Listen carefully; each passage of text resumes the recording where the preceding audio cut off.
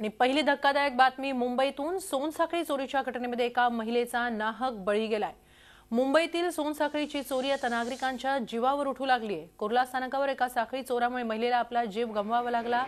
साखळी चोरानं महिलेच्या गळ्यातून साखळी चोरताना तिला हिसका दिला आणि त्यात ही महिला लोकल ट्रेन खाली पडली आणि तिचा मृत्यू झाला। सपना शुक्ला असं या 24 वर्षीय महिलेचं नाव आहे।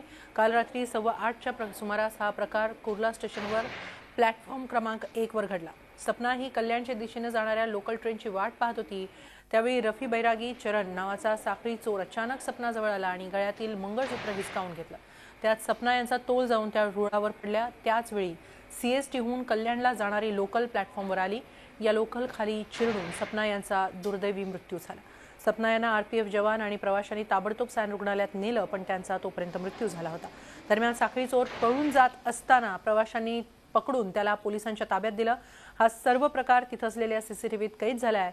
मात्र या निमित्तानं रेल्वे स्टेशनवरील सुरक्षेचा प्रश्न पुन्हा एकदा ऐरणीवर आलाय। उस लड़के से पूछताछ किया तो उसने वही बताया कि हाँ मैंने चेन खींचा था, जिसकी वजह से वो लड़की को धक्का लगा हुआ गाड़ी के नीचे चली।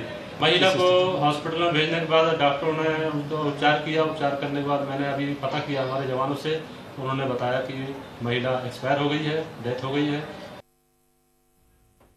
या संदर्भात आपण अधिक माहिती घेऊया आमचे प्रतिनिधी प्रशांत अंकुशराव यांच्याकडून। प्रशांत, या सगळ्या घटनेमध्ये त्या दुर्दैवी महिलेचा मृत्यू झालेला आहे, चोरालाही पकडण्यात आलेला आहे, मात्र या घटनेमुळे प्रश्न उभा राहतो तो मुंबई लोकल प्रवाशांच्या सुरक्षेचा। या निमित्तानं उपाययोजना कमी पडतात असं दिसून येतंय।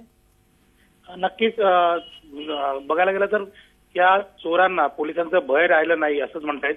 ही जी कालची घटना आहे त्या महिलाचं होतं सोनसाखळी चोरीचा प्रकार होता। त्या महिलेच्या गळ्यातली सोनसाखळी चोरत असताना तिला धक्का लागला आणि ती प्लॅटफॉर्म वरून खाली कोसळली आणि एका ट्रेनच्या खाली आली व तिचा दुर्दैवी मृत्यू झाला।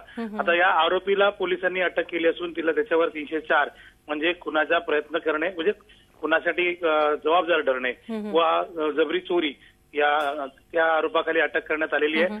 आणि त्याचे वडील जे लखनौला राहतात, सपना शुक्ला जे, तिला त्या येऊन त्यांनी या जी सपना मृतदेह ताब्यात घेतलेला आहे व ते अंतिम संस्कारासाठी ते इंदोरला आपला जाणार आहेत। धन्यवाद प्रशांत, आपण दिलेल्या या सविस्तर माहितीसाठी।